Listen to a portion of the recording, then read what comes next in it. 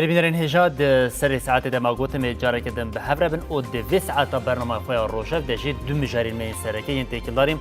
با طیبت روشا گلی کرد روشا شنگالیه روشا باشوری کردستانیه او بشا دوامین دژی امی قالا روشلاتی کردستانی او روشا ایرانی بکنش برکم مترسین کو مزن یعنی لروشلات ناویین کو در کتنا شرک مزن هیم دوی چارچوبه ده امی دوی ساعت ده هر دو مجاران به ریا میوانین خوین هجا به بینرین هجا را پار و بکیم پشتی بنا بری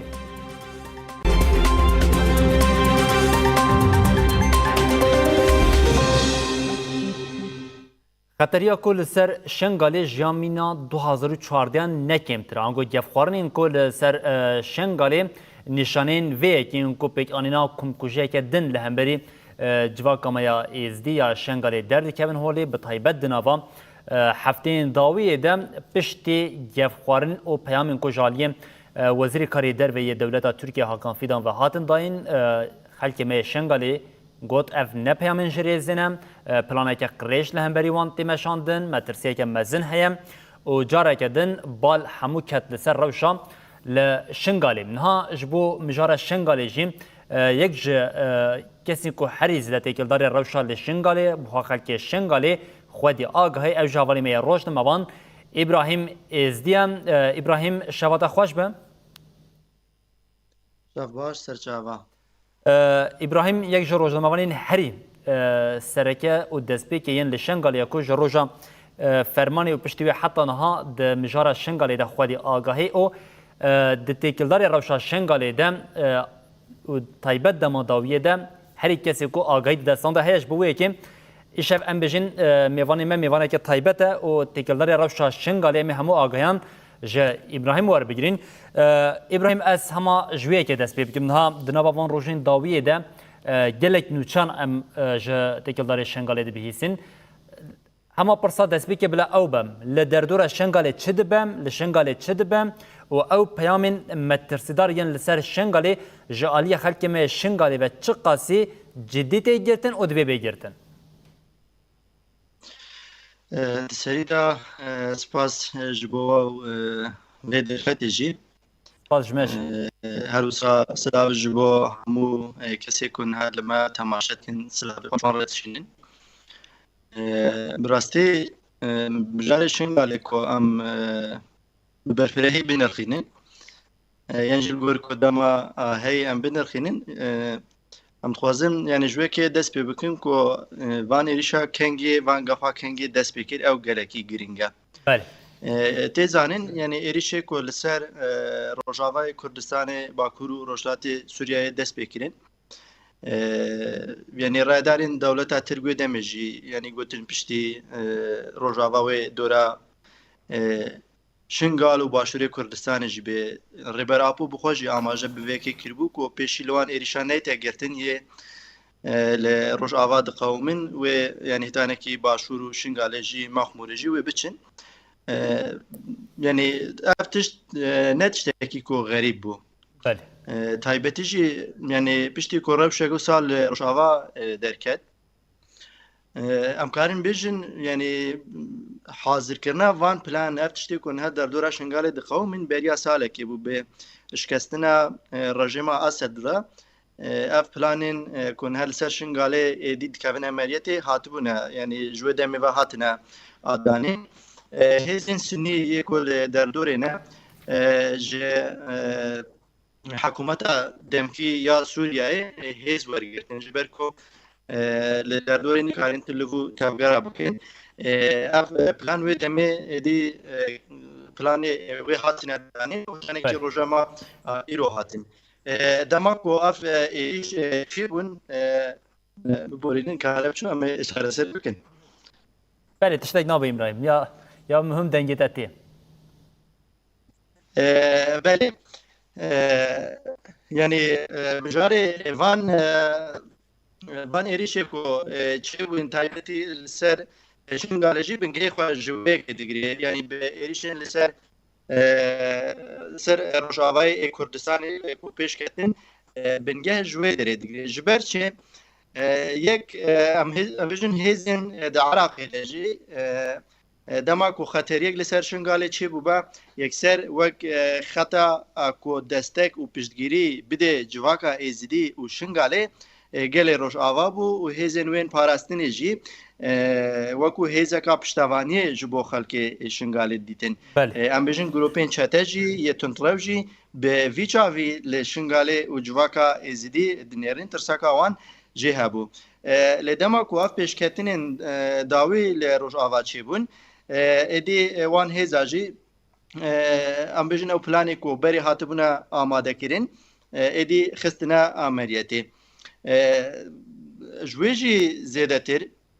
پلانکی نف دولتیا پلانکی برفرها هاتیا دانین هر جهک هر باجارک هر اولو باوریک به لسر یعنی تایبتی لروشلات ناوینده قدراوی بکوی نوا وان لهفکرین نف دولتی یعنی نغا مجوان را ادی خلق بیت کشتین کوچبر ببین جرا نغما یعنی ما روجاوای کردستان اف یک دی تو هر کسی شاهدیا ام کارن وسا بجن به بختیا هزن دولتی یند سلادار اللي دیجی گل و باورین قدیم ی کدو آزادی خود گرن اف جرا نگرینگا یا گرین الهفکرین وان لور برجواندی وان مجنا اسری ابراهیم تو دبیجیم ببوره نه تو دبیجی به طیبت اف تفجر کن حال در دور شنگالی تکرن پلان برای سال کنم لنها ایدی ام وان پلان على سر روی عرض بینن اف انجام یعنی هاتین نقاش کردن برای سال کنه و سال ده برفری هاتین نقاش کردن دی نهجی یعنی انجام وان نقاش انا دارید کردن بله kendi vani rişa dest pekir ali pratikte de az fazla qalawe kici bukum ali pratikte de pişi em bijin lehafkirin de navara qasdi hukumata demkiya Suriye'de çibun edi bangeş leserşin galib daxyanin Hakan Fidan dest pekirin yani de web pajla je roja ko Hakan Fidan le diji şingal irada civaka ezdi ev daxyani gaf kiribun یک کسی سنی برپرسن سنی یکو شنگال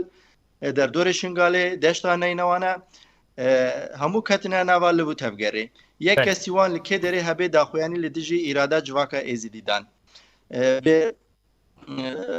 دامکو هاکان فیلان اف داخویانی دان یک جو برپرسن که هری بربچاوا برپرسن که هزین بناوی پاسوانن نینوه داینه آواکرین اجرین دیفی افکس و افکس نزدیکی 3000 چتا سنای در دوی مسلم لبارگاه دولت ترک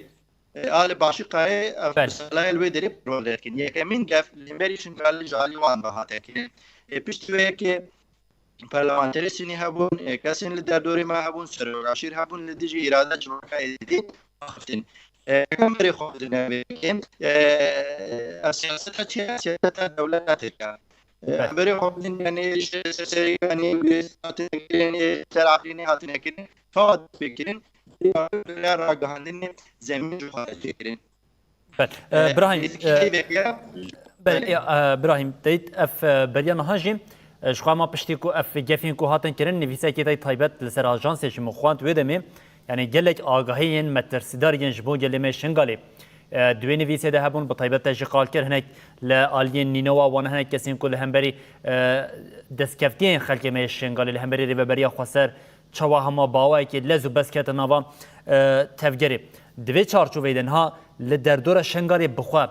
یعنی دل سر عردی چه تکرنش برکو گلک دیمنین کو وای چیکرنا بارگانتین نشاندان در دکوین گلک کوسا تفجره که نه آسایش تی خویا کرن يعني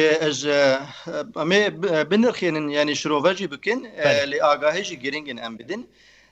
جبروي كي يعني تيكلداري فان بويري كل الدردوراشن قالت قومن هن آگاهي هن از خوازم واجي پاربل بكم يعني يك لفان دمين درباز بويدا تايبتي پشتيكو قفل شنگالي هاتنا كرين رادارين عراقي خواستن آلين دوست خواستن به جواکا ازدی را به هزین یه بشه یه جشو آسایش ازید خانه را لحفکرینک چه ببه یعنی دبن ام بجن اطاره که قانونی ده انتگراسیونک بیت چکرین اف هزجی ببینه بشک جه هزین پاراستنه ین عراقی تایبتی گریدای ام بجن وزارت دفاع یا عراقی هنک هولدن ویالیده پیش کتن هم جالی ام بجن ری بریا خسر و جالی کسین دوز و سو ام بجن بناف بینکاری هن وسا پیش کتن دوی چارچوه ده رایدارین عراقی از بجم لموسله جوینک لداخستن دوی جوینه ده هن کساتین ازیدی جی تدا آماده بونه هن برپرسن 18 شعبی آماده بونه و تایبتی جی برپرسن سنی یک الهره میدنه آماده بونه دوی جوینه ده رادارن مجار گریداییه بشه نقاش کرینه لورده گلوش بویا بشه زمینه که چه هم دکارن وان یعنی هزکا کدانه دشنگالی ده بمینن و پاراستنا گل بکن نتینه یا بشه یعنی مثلا وردم قالای بشه بکن اجدر و یا بشه جی هزین ازیدیا هنا ادی بشه جی گریدا 18 شعبیه بشه جی گریدای پیشمرگانا کومن سر بخواه هنا او هزین وسا کورتو کرمانجی بجن هزید دما ایریشا چتین داشته لبر خدانه چهار سریه کی جبو وان بینن عراق بخواه یعنی جوین لسریو اساسیات بچکرین لوردا او جوین نجبون یدکی خراب امکان بجن هات کلی کسین تدا تایبتی انسانی یعنی ناوی وانجی از بجم جبر کمال سراغ ناجی گویا یکی بجن شیعه ابو عباس البشکانی جرد بجن یک جبر پرسین 18 شعبیه لشنگاله ده بخو کرمانجا یعنی کرمانجی شیعه خلق شنگاله سراغ شنگاله یعنی جدای گویا چاوا داشه جواکا ازدی کرن هدف خود کرن مالبات وانجی کس خوی دویجی اب کرن لی مخابن دویج بینه دویجه نه جشونا کو فرمیه که بدون وان هزا ام دکار وان هزا برباز کدی ام جوهلی راکن یعنی به باندون بکن افکسن چون کسی دیگه سنی هنر در دوره وانجی گویا دیسیده ام جواکا عرب یعنی چتکو سيناريو كل باكرور وشلاتي سوريا تبدي خاصن بكن شهر كردو عرب خاصن دشنگ عليجي بگنا پزگریکا ازدی و عرب گوتن ام یک جبر پرسنت سنید بیجه عربین لدردورا رهبریا خسرو هزینوی پاراستنی ام وان بلا بکن یه شعاجید بیجه ام وان کسین کو دناویا بشه دنا بریاس رو عشیروان امواج خود بکنه دی به شکلی باندورا بشه نامینه بر پرسن عراقی جید بجر منتشتگو سابقین هی باشتره جوه که کو ام سری خوپیره بیشیننو وان بگنه بشک ج هزین پاراستنه وان جیه بر پرساتی راکنه سرخوا اف پلان ددمکی کرده هات اشکره کردن و خوشی یعنی زمان مبخوا تایبتی دوی دمیده نویسر حاضر کرو جرای گشتی رما خواست تشتی کل در دور شنگالی د قومی هر کس بزانه به بلا بونا وان آگاه یارا ادی هن لبو تفگرن نیاسای مصابجن د شنگالی درکتنه پیش را بقاسی ما پرس کری ما فهم کری دناوا عراقی دجش و عراقی تانه که نها وقتی دریج در باز بل سر هل بجارتنا را حکومت به تمامی نهاتی آوا کرن د وینا برده عراق بخوجی یعنی ناکوکیوان سیاسی هنا پارچه هنگ برپرسین دناوا ارتش عراقی دجی کتن بین باندورا دولت ترک و دخوازن لشنگاله تبله هاویا درکن جبر ویکجی او امبیژن او دانستاندنه جبو فرمی کردن آیا بشیش بو انجام نگیرن یعنی دیمانه دجی دیاره او هزین کو بسر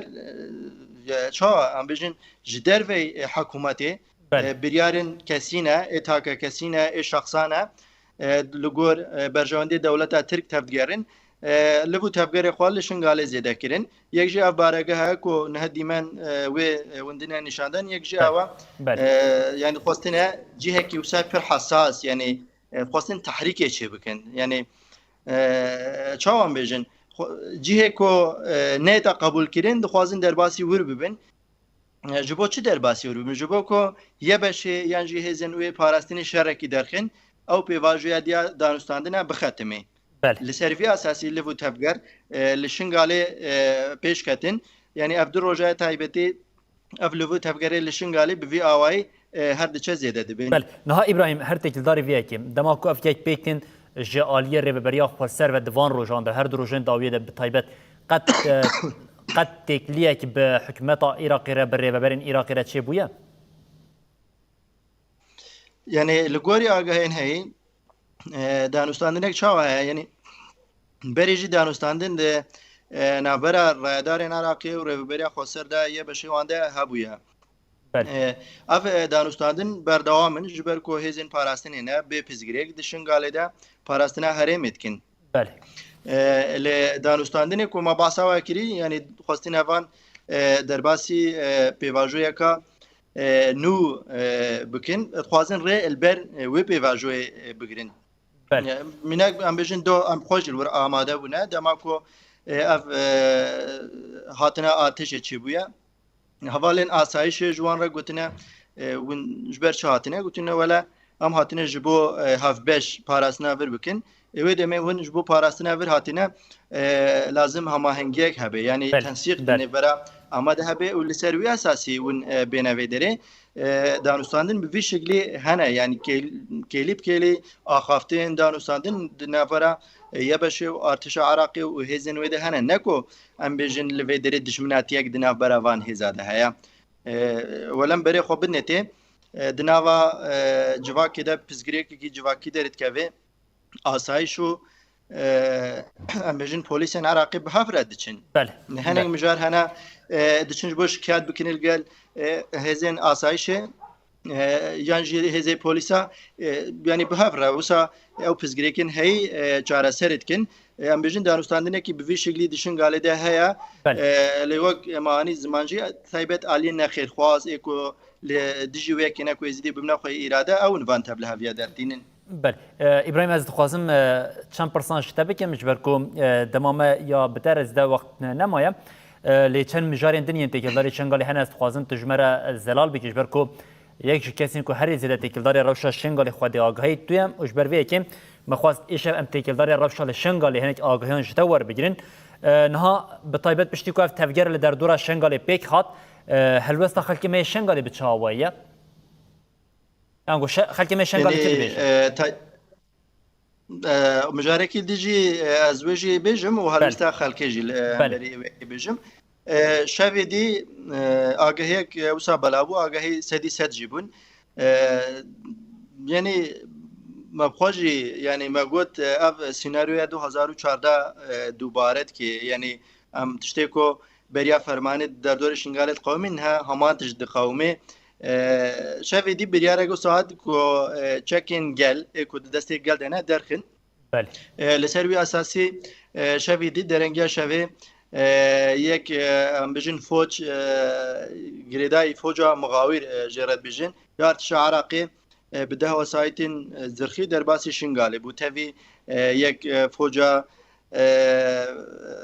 جريداي ديجيتيروري مكافحة الإرهاب جرد بيجن درباسي شنغالي بن جبو إيرو سريس به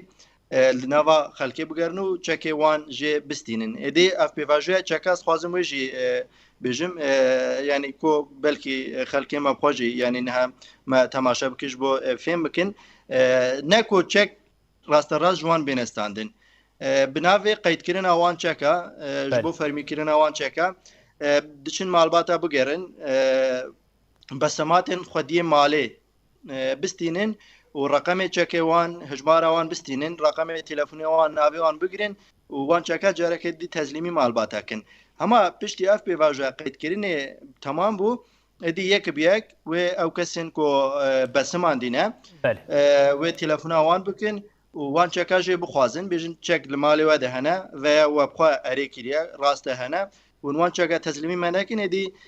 در حق وان ده بریار و بگیرن لهمبری ویگی تایبتی سروق عشیرین ازیدی اولدارین ازیدی جواکا ازیدی برتک نشاندن جبر چه مسئله ده پیواجوه که او ساده که گوهارتن کلی دروجلاتا ناوین دو تایبتی لسر آخاما چید بین یعنی اپراسیونه که اوسا کاری که اوسا کمکرنا چکا چمر ویده میده دەست پێ کردیا گەلۆش بەرچێ مەسەلە المنطقە دی دەست پێ ناگن تایبەتی شنگالێ وتکن بەرتەکن جدی دەرکەتنە پێش لەسەر وان بەرتەکە و تایبەتی نەرازیبوونن دوێواری بشەف لەسەر سوۆسیال میدیای دەرکەتن ئەو بریار ji بۆ دەمەکێ هاتە سەکناندن یعنی ئیرۆ نکاربوون بگەڕن وان بخۆشی ڕادارێن عراقی بخۆشی داخوێنی دان گوتن ئێدی ئەو پێواژۆیە قەیدکردنا چەکە وێ بێتە ڕاوەستاندن لێ نەدیارە وێ کەنگێ جارەکە دی دەست پێ بکێ هەمبەری vێکیژی وە بخۆشی شۆپان ئەم بژین داخوێنی دەرکەتن تایبەتی ژالیێ ڕێبەبەریا خۆسەرە و ژالیێ تەفگەرا ئازادیا ژنین ئێزیدی بە بەرتێکی وسای گشتی لە هەمبەری vێکێ دەرکەتن هەکە ئیرۆ یعنی هەم قال بکن دشنگالێ ڕەوشێک ینی ئارامە لەگۆر دوو پێر ئارامی هەیە لێ هەما ئەو هەوڵدانن ji bo dûrpêçkirina çiyayê şingalê ji bo yani nihaciye mesela bêjin şingal di ambargoyê de yani bihar bikin yani em bêjin ku şingal rewşa ku şingal îro tê de ye nekêmiya Kubanê ye yani nekêmiya Kubanê ye lê çawa bi siyasetekî din hîn nerimtir vê eldine meşandin ji bo ku raya giştî pê nehesê و ji bo bertekên xelkê dernekevin hêdî merhele merhele vê em bêjin dorpêça li ser şingalê zêde dikin. Belê İbrahim her pirsa min ya dawiye têkildarî rewşa şingalê ez dixwazim ji te bikim ha rewşa Iraqê yani bi salan e yek ji rewşên welatên ku herî bi aloz e nakokî jê xelasnamen daliye hikûmetê de daliye ew li kariya nava welat de ev kengî Iraq bûye gul û gulistan tenê pirzirêka wê şingal maye ولا از بێژم تشتێک و دشنگالێ de nepizgirêkin lê Iraq ji xwe re pizgirêk dibîne ew mişkila wan e bila bê wan pizgirêka çareser bike wek min got jî ev planên navdewletî ne taybetî li ser şingalê ji êrişên li ser Rojava ji gefên yani êrişê ku li ser Maxmûrê ji wan nequtin yani heke em berê xwe bidine bingehê van plana yani her gelek her milletekî azadiya xwe bigere çawa em bêjin yani ne girêdayê sîstema navendî bê di hedefê de ye di hedefa kê de ye di hedefa hêzên desthilatdar de ye civaka êzîdî jî yek ji wan civaka ye ku taybetî piştî fermanê bi hêzên xwe yên parastinê bi derfetên xwe bi rêvet bê û xwe mihtacî dewletê nekiriye xwe teslîmî dewletê nekiriye ji ber wekê yani dixwazin civakê bê îrade bikin yani Kurt û Kurmancî bêjim ev planê li ser şingalê têne meşandin bê îradekirina civaka êzidiya dixwazin careka dî civaka êzidî bigine bin destê xwe de û weka beriya fermanê ku di şingalê çi dixwastin ji vê civakê dikirin îro dixwazin careka dî jî wisa bikin dîm jî ez dibêjim belê tişta herî dawiye hema ji bo ku ew rewşa fermanê angan bêjin planên bi vê awayiyên qirêşên ser civaka me ya şingalê ku gelek caran hatin pêk anîn li Sinûnê li Xaneserê gelek caran bi vê awayê xwastin êrişî şingalê bikin ji aliyê kom û grupên cuda û binavên cuda ve hate kirin niha beriya ku rewşeke bi vê awayî metirsidar ya ser civaka me êzî derbikeve tişta ku pêwîst e hem xelkê me şingalê bike çi ye û hem jî hemû Kurdek divê bike çi ye yani rewşê şingalê ku niha tê meşandin bûyerê ku li derdorê diqewimin civaka êzîdî dixwazê xwe bi xwe bi radarên Iraqê re ev tiştê ku Iraq wek pizgirêk dibîne dixwazin çareser bikin wek destpêkê jî me got hemahengî yani li hevkirinin li hin cihada hene dixwazin mijar di navxweyê de bête çareserkirin û li ser wê esasî danûstandin têne kirin ev heke encam bigire êdî rewş aram bê ew e derbasî merhelekî dît bê lê ev zaxt heke dewam bikin êdî ji sibe û diz beşûn de civaka êzidî wê derbasî merhelekî berxwedanê bibe ev berxwedanê hetanekî dawiyê jî wê bi çalakên sivîl bi awekî aştiyane wê xwazin civaka êzidî xwazê wan planên heyî yani aşkare bike jê raya giştî re aşkare bike yani niha ez wekê nabêjim ku çawa ji bo Rojava herkes rabû niha jî pêwîst e ji bo şingalê رابه يعني الفيك إلياكو از بحث كم ده لهك الروش وجو هري أو دانستاندين هي نجهنا أنجاما روشا شنگاله و جروشا کوروش آوات یره درباز به و جوه نجداتر به ادی جبو و کیجی بلکه ام بخوا نکاربن بریار بدن م بندا داخوینین آلین فرمیر و بریا خسرو هزنوین فلسطین منن ادی لگوروان داخوینیا از باورت کم لهر چهار پارچه کردستان و در و ولادجی خلک ما روشا شنگاله جنیز و دشوپینه هر بویری کی کوچه به چاوال روش آوای کردستان خوی درکتن و بفرق جدای و همو خلق و شنگالج خوی درکوی و یعنی جبر کو جواکا از یک جواکن هری قدیمه بنگه امبیژن وان جواک دیا و جواکا ازدی به تن نهیلن. ابراهیم ازدی اولی می روزنامه‌وان لشنگالی تکیلدار روشا شنگالی ترسین لسر شنگالی پلانین کوتنه گراندن آگاهیدان و هم شروعی کرم جبو باش دربونات گله سپاس دیگین ابراهیم. سپاس خوش سرچاوا. بله بینرین هجام و که کو اولی می ابراهیم ازدی گویی یعنی خودی بکه کو پلانین قرشین کو لسر جواک شنگالی تین گراندن نب سرینه بن آنگوان بشین جوان پلانین خواب وگرن جبو که روشه که مترسیدار در نکوه لا کو در کرد جبو حرف کرده که به طیبت که کودی که ولی سر ملیوی چاکو خودی در کتنال روش آوا دهمان چارچوبی ده خودی در کتنال جواکا هری سرکا کرد یا قدیم ازدیان جی پیک وره یک جمجاری دنیا که هری سرکین که 2 ساعت خودم بگیریم و جاری بشک دنیا کردستانیه او جی روشلاتی کردستانیه لروشلاتی کردستانی اف دمکم اف گل جاران چارکین که جبوم هلوه شاندنا رژیم جبوکو ادی گل داخوازین خواه به رژیم ایرانی بدن قبول کردن پیک هاتن لی رژیم ایرانی ده چالکین خود ده پولیتیکای خواه یا سر جواکی ده اصرار دکه هری داویم لروشلاتی کردستانی ام پارتین سیاسیین کرد اتفاق امضا کردن دوی بشه ساعت خود جمعی حول بدون که وی اکی ناوروک اتفاق و هر وها گرینگا وی اکی لجبور خلک من روشلاتی کردستان چه بو بینرین هجارا پار و بکن میوانه که می تایبت یه هجا هیا زاگروس اندریاریم کو بردف که تکبین در و یه پجاک یه اوروپایی ین ها بمرا آمده امی پرسین تکلداری وی اکی جه هاول زاگروس بکن لی بریا کم دز پرسین خواه بکن ام هما بیشین هاول زاگروس شواتا خوش بم هیوی دیکم کو رو شوا باش بم شوا و بینر متخصص توجی باش و گلک سپاسون هر هبل گلک سپاس سوال زاگروس افدمه که روشلاتی کردستان ده بالا همو کردان ده به تایبت چالکین کو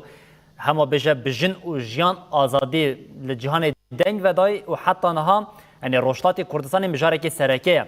لی هری داوی یعنی پارتیین سیاسیین روشلاتی کردستان جی لحف کن بون اتفاقه که امضا کرن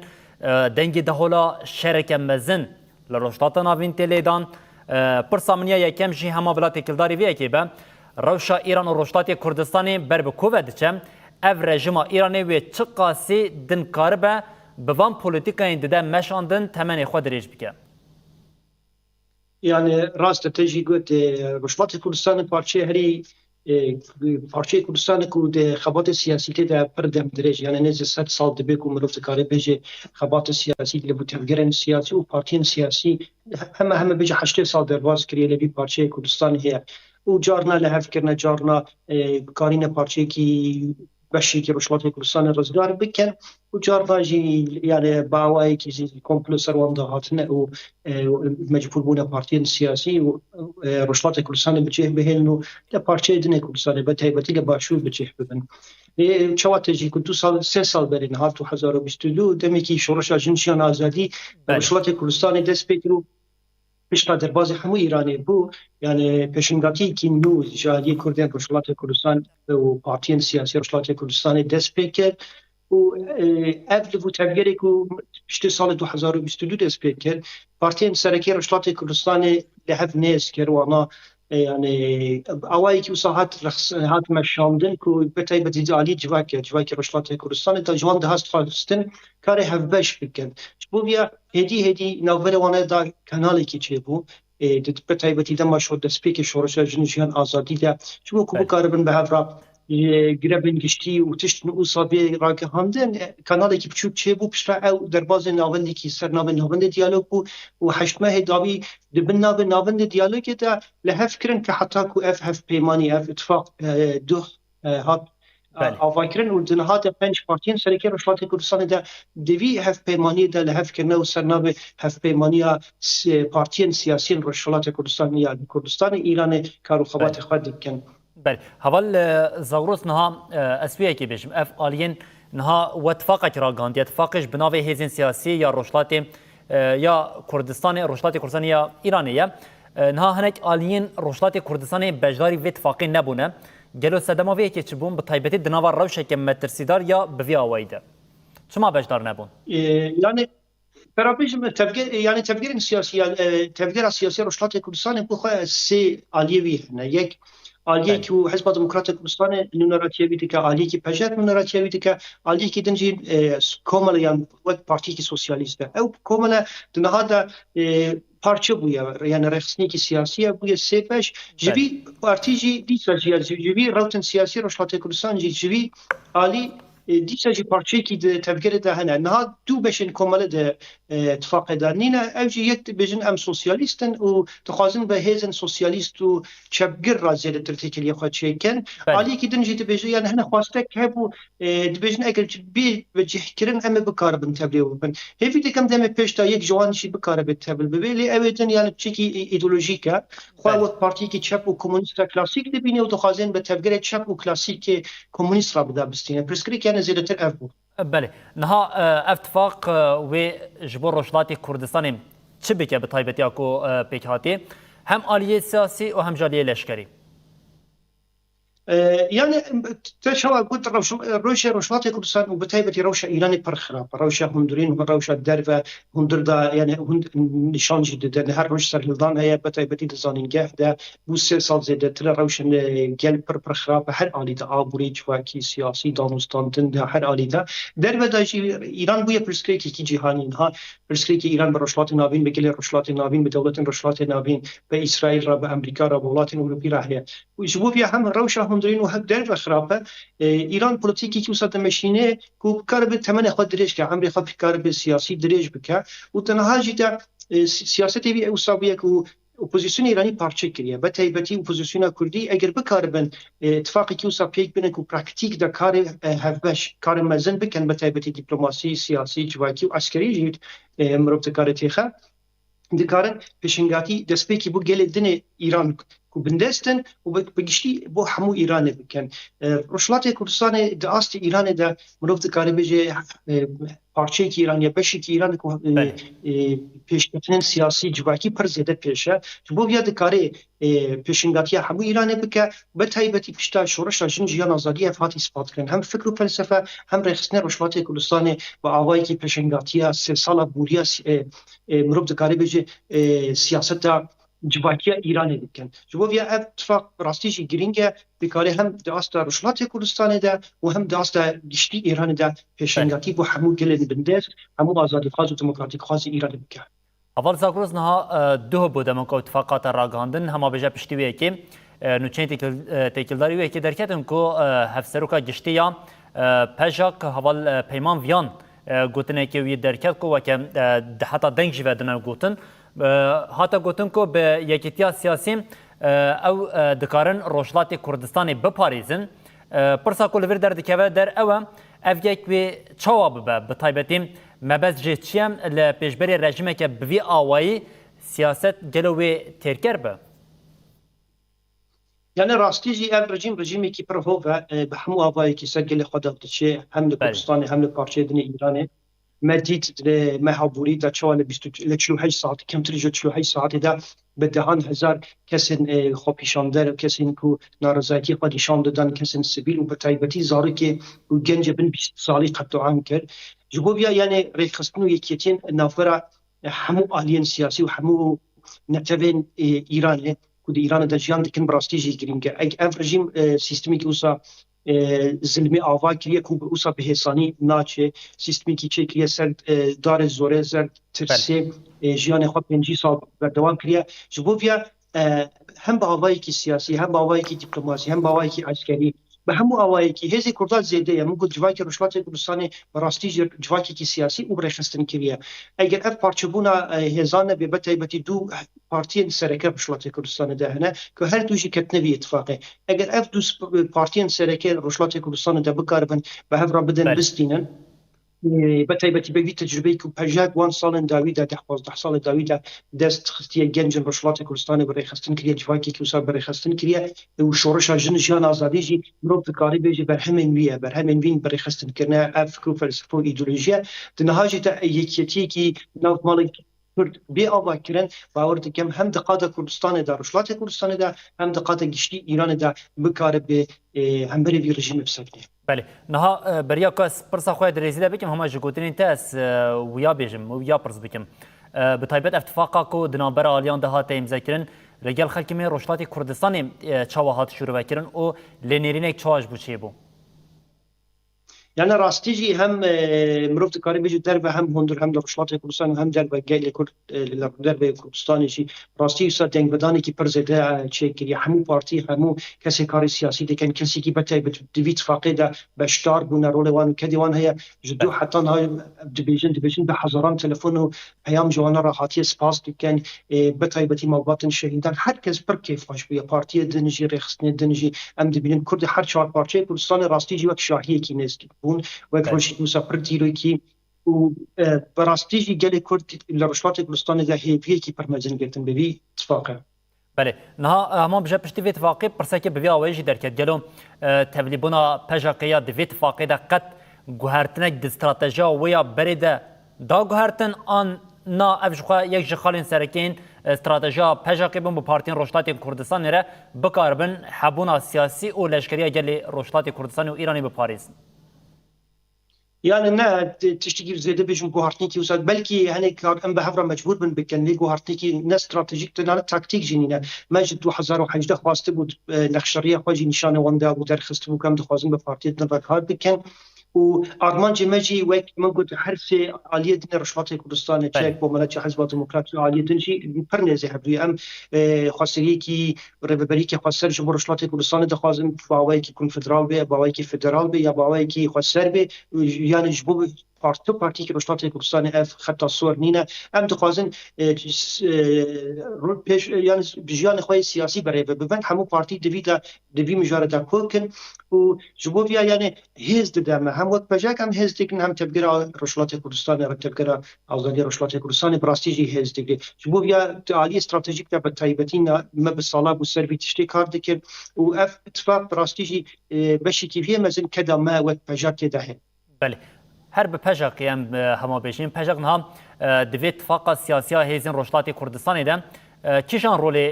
بیره سرخواه هم آلیه سیاسی لشکری و هم جی دیپلماتیک يعني ما همو قادة داخل برخصتين كري هم دهندر دارخصتين ما فلسطيني برفرهن هم دعاست عسكري دا باورم هذا يكم همو بوزيشن إيراني آلية عسكري دا أمن درب داجي مجواكي كردي برخصتين كري دياسبوراي كردي لدرب بتايبتي لأوروبا هنا دبلوماسي ولوبيا ماجي بالصلاة هم كارد كان يعني هم همو هذا خد همو قادة داخل خدمته هم اتفاقي هم تفكر كرد لروشلات كردستان بتايبتي في دميدا كام دزانن قارتين برمزل هم إيران دا وهم رشلات ناوین دا هنه و بتایبتی اف باورم روزن پیش لرشلات کردستان جی پی وی سی بی هیزی کو پجاک بوان سالا برای خستن کریه هیا بتایبتی همو آوایی که یعنی پجاک باوری بیا و خباب تنه بقادر کیا به عالی کی نایکن ام مخا تنه دقات کی دست نوردار نکریه دور پیش نکریه نه عسکر نه تنه عسکریه دیپلماسی جی سیاسی جی رخصنی جی را دهاندن جی ناب دکارم بجم هنی وان قاداده ام هزن یکینه حتی همو ایران داره دهاندن ما انا 24 ساعتی هزیمه لشکری هنه باید که پروفشنال هندری ایران در تاب سرسنور ایران در جبوب یا هم دکارن هر عالی دا هزم خواب خان خدمت بی اتفاق بله نه ام هماوی که پرز بکن نه پارتین ده نوا و اتفاق کو هاتی راگاندن ده جی خود دیگرن و به پیشنگ مجاری مخالفت این گل ایرانی را هفکاریه که چاوای استراتژیک بدن مشاندن به طایبتی لسر ناوی اتفاقی و دانستاندن قد پیکتین آنگوی پیک ورن دوی چارچوبه ده پلانسازی یک هیا بله هم پلانسازی هي هم بريجيما وك بارتي وك ريخستنجي هم بتاني هم جارنا بهف رجيما كارو ساكريا يعني فجاب بله. بوخا كريا حزب ديمقراط بوخا كارو ساكريا وكومالجي وصا يعني ام اتفاقي دندجي بشتار دبن يعني اتفاقي ايراني هن اتفاقي بجلدني ايران نتبادني ايراني راهي هم فجاب تبريبو يا حزب ديمقراط هم بارتي دنجي شبوفيا يعني هيزي تو تجربيكي هي اف اتفاق تاني وان هيز وتجربي بري دكايك دكا نابنديكي وبيشنكي كي جوي رادر دخا بله. باوردی کم در روزن پیش ده هنه تشتی نو در کبه و اتفاق هنه خال لهف کرنا خال تام زلال نینه یعنی حتی نه هاتی را گهاندن لی وان پارتیا به چند خالی که لهف کرنا که ناو وام ده هز دیپلماسی وانا جواب به هز رخصنی وانا جواب به هز هم قاضی کی کن یک و بن ریو بری یک دابه دو بشتا بشه کی جبور رزگار بشار رزگاریار رشلاتی کردستان و رخاندنا کمار اسلامی ایران و بشه کی جبور برن پشتا کمار اسلامی هم وان قاده لهف کرنا بله یعنی هند بیشین دانستاندن برای اتفاق به راگاندن شین دانستاندن به آوای هب هم ويا هم تجربه ما هي يعني وقت حاجات ميناكي كي بدم هم ما بقالي عربي ايراني را بقالي بلوچ را بقالي ترك را فارس لور تكليك بقدر فرح ويا جار ما تكليمه استراتيجيك ويا ملا فكرن شكليه اتفاق شكليه حزب دنجي وساكنه جبوبيا يعني ام بصلانه خبطت كان تفكير رشلات كردستان تفكير كي براستي زنديه واف اتفاق ثاني او دكا زرفيك يعني زرفيك وما بري جدا بارتي كار كنا زرفيك مازن شد به وام ذكرن دبي زرف مازن دا خبطك وبناس من سيوانا في اتفاقي ام خباطي خب ماشين جبوبيا هم بري هبويا هم هذا دوام دكا وام تخازن بربيش بخن اگرم بكار من بنسبي سيوانا دا حمو تفكير ديمقراطيك خاص ايران جي توب كان يعني ام كل ببن بيشنگ حمو عالين ونتبن ديمقراطيك خاص ايران دا بله جلو دما دانستاندن دقت مثلا بجین فکاره که وان دردی که بن پیشانا به تایبت جبو اتفاقا کردیا که هاتیا راگاندن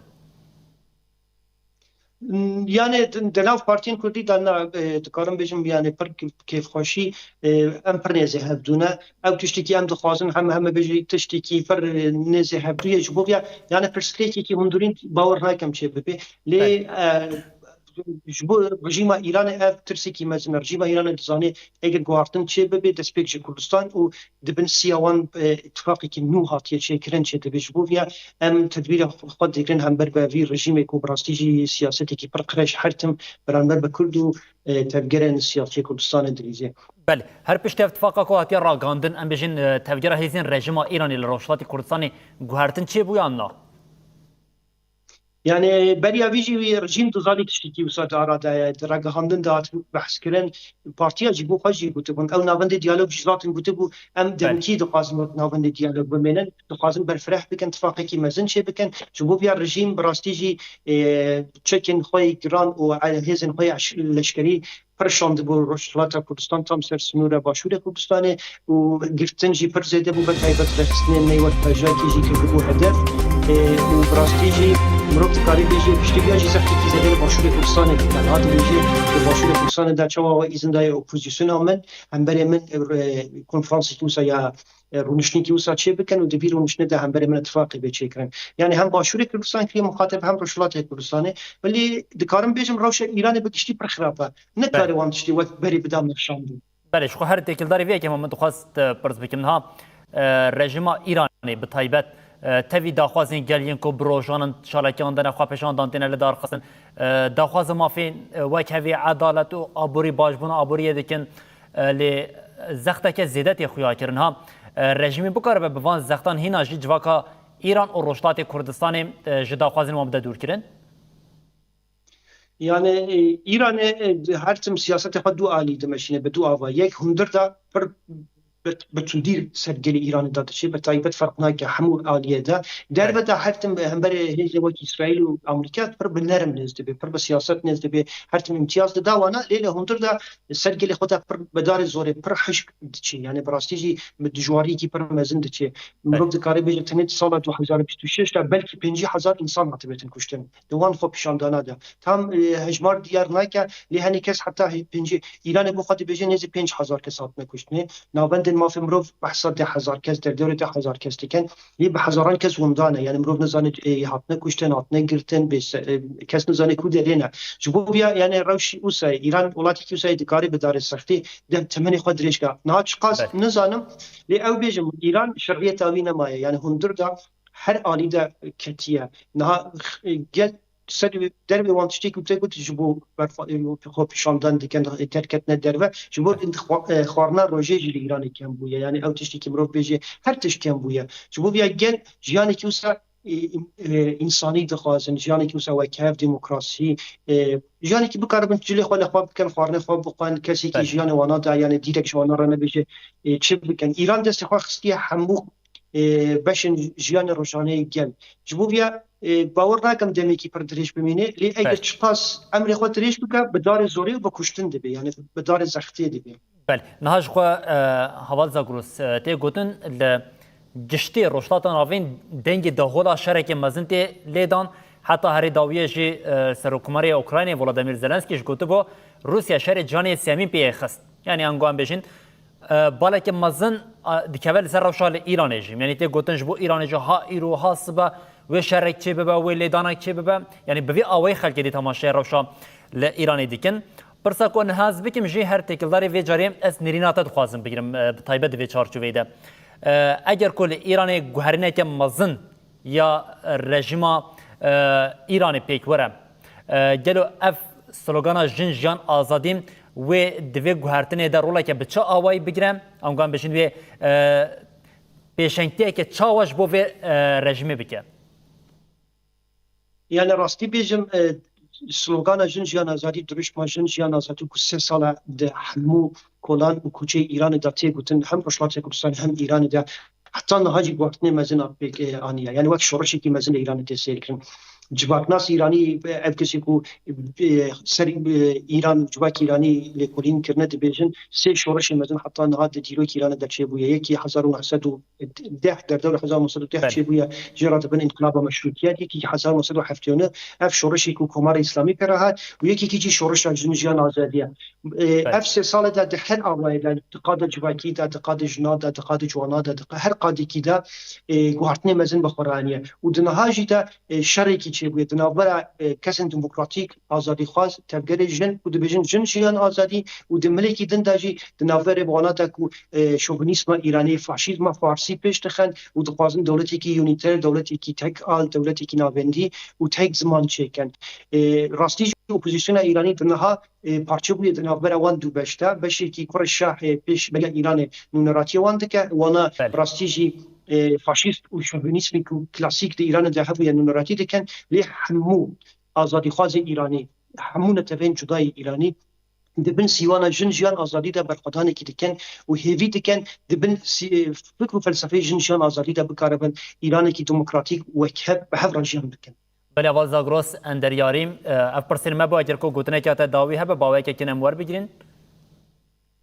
گلکس پاس تنه تشتی که کن بیشم دبی گوهرتنه مزن در روشلات نابینه داشته به بته ایران تقول تهول الشر لدخه و بلکی تشتی که وسات چه به گلی می روشلات کردستان جی پیوستی وان به آلیگری و پشتگیری گلی پارچه دن روجاوا باشو باکور و کرد دیاسپورا اروپا جی ببی جو بیا وقت چوا ام هر تم ده ابتو خودی در کتنه بو هر پارچه کی پیوستی هوا جو روشلات کردستان جی باورم اف پیوستی دم پیشته هبیکو ام همو ببن سفیر روشلات کردستان و دنگ روشلات کردستان هر دری کی داد کارن بگهینن کو گلی ملو دری بکاره به هر کم زحمتی کی کمتر بر به دموکراسی و آزادی بچه. بله زاگروس اندریاری بردف کی تکلین در و یه پجاب کی اروپایی میوانی مبوم امجبو بجداربوناته و نرخاندنیته گل گرک سپاس دیکن هوا زاگروس. سپاس بوا و هون هر هبن. بری بینرین هجاد بشا وی ساعت آخوی برنامه روشاف دم گوت دمجارین سرکی تکلدار روشا کرد و کردستانی بود هم روشا شنگالی مترسال سر شنگالی و هم جیم روشال روشلات کردستانی اتفاق کدنا برای پارتیین سیاسیین کرد کو کیف خوشک دای آواکرین و مترسیال سر روشلات کردستانی و ایران جیم مبریام میوانین خواب و بینرین هجار پار وکر هم لورده گیشین داویا برنامه خوی روشاف یا ایرو و دبیشین حتی سبا جاره کدن بین پیشیا و ببینن دنا وقتی رو خوشیه ده ارشاد بخواه